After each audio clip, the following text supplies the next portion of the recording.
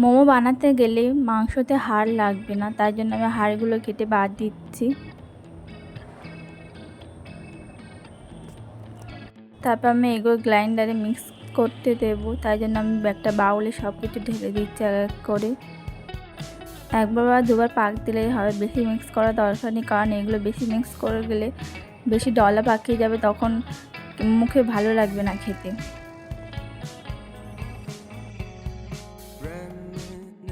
তারপর আমি একবার বা দুবার গ্রাইন্ড করতে দিলাম, তারপর আমি ছেড়ে দিয়েছি, আর কিচ্ছু করিনি। তারপর ওইগুলো হয়ে গেলে আমি একটা বাটিতে ঢেলে নিয়েছি এক করে সব। মাংসের মধ্যে আমি দিয়ে দেবো চপ করা পেঁয়াজ, ছোট ছোট করে আমি কেটেছি। তারপর এর মধ্যে আমি দিয়ে দেবো গ্রেট করা গাজর। এখানে আমি বাঁধাকপি দিইনি, কারণ আমার বাঁধাকপি একটু ভালো লাগে না, তাই আমি গাজর আর পেঁয়াজি দিয়েছি। তারপর এতে দিয়ে দেবো আদা রসুন ছোট ছোট করে কেটেছি আমি। তারপর ভালোভাবে এগুলোকে আমি মিক্স করে নেবো। আমার এগুলো কাঁচা কাঁচা খেতে একটু ভালো, তাই না আমি একটু একটু রেঁধে নেবো হালকা করে, বেশি নয়।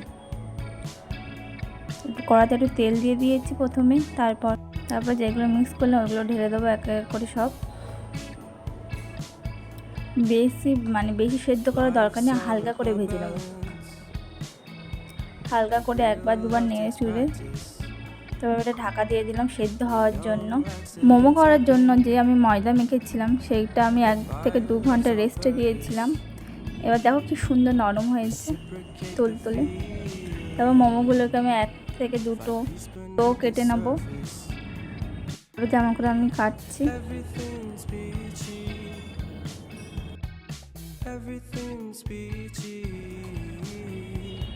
মিক্সারটা হয়ে এসেছে, সেদ্ধ হয়ে এসেছে একদম। গন্ধ না আসে তার জন্য আমি 1-2টো লেবু দিয়ে দেবো এতে। তারপর আমাদের গোলমরিচ গুঁড়ো দিয়ে দিচ্ছি 2 চামচ। তোমরা যত লঙ্কা খেতে ইচ্ছা করে লঙ্কাও দিতে পারো, আমি লঙ্কা দিয়েছি 3-4টে লঙ্কা দিয়েছি, কাঁচা লঙ্কা। তারপর আমি সয়া সস দিয়ে দিচ্ছি।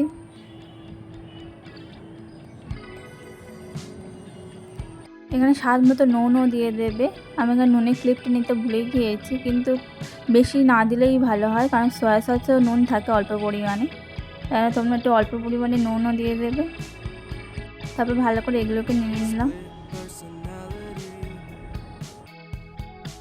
আমি মোমোর জন্য ঝাল চাটনি বানাবো, তাই একটা কড়াতে আমি একে 3টে টমেটো কেটেছিলাম হাফ করে, টমেটোগুলো দিয়ে দিলাম। তারপরে শুকনো লঙ্কা 7-8টা, তারপর একটু রসুন নিয়েছি।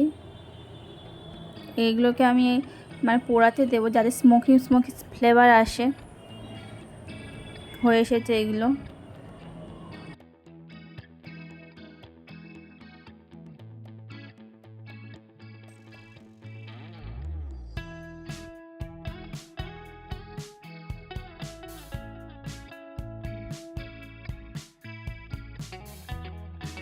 আমি এখানে প্রচুর ঝাল খাওয়া বলে 7-8টা লঙ্কা নিয়েছি। তুমি যদি কম ঝাল খেতে চাও তাহলে কম নিতে পারো লঙ্কার পরিমাণ। তারপর এগুলোকে ভালো করে মিক্স করব।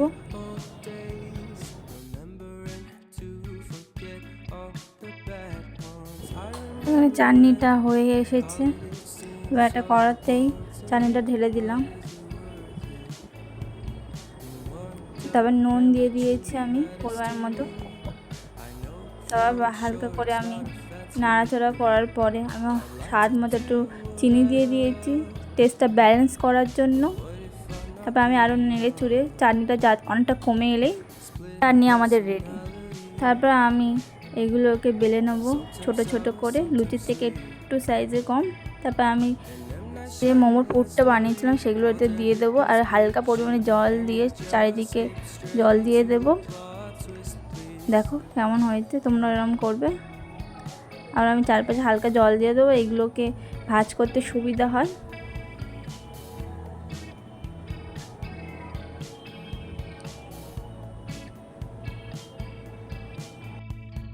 Life's all about balance, and real love takes practice. তারপর আমি একটা দুটো মোমো ফ্রাইও করে নিয়েছিলাম, খুব সুন্দর খেতে হয়েছিল। Reciprocate the feeling.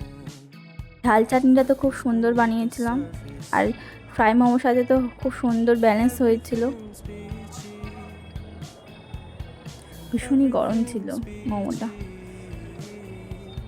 Split personality, sometimes sour, sometimes sweet. An M. Night Shyamalan story called Everything's Peachy. Can we just skip straight to the plot twist, please? কি মোমোগুলো আমি স্টিম করার জন্য দিয়ে দিয়েছিলাম, তোমরা মাঝে মধ্যে খুলে দেখবে মোমোগুলো সেদ্ধ হয়েছে কি, একটা কাঠি দিয়ে দেখবে।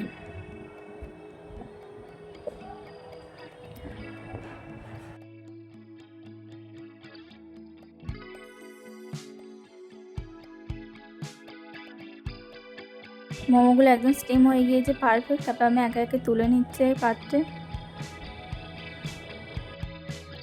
অনেক গরম ছিল, আমি হাতে কিছু পাচ্ছিলাম, তাই আমি ছুরি দিয়ে এগুলো তুলে নিচ্ছিলাম। আর একটা কথা, মোমো দেওয়ার সময় একটু তেল ব্রাশ করে নেবে, তাহলে মোমোগুলো আর জড়াবে না। খুব সুন্দর খেতে হয়েছিল মোমোটা, আর স্পাইসি চাটনির সাথে তো ভীষণই সুন্দর। তোমরাও বানিয়ে ফেলো তাড়াতাড়ি। যদি আমার ভিডিওটা ভালো লাগে তোমরা লাইক সাবস্ক্রাইব করে দিও।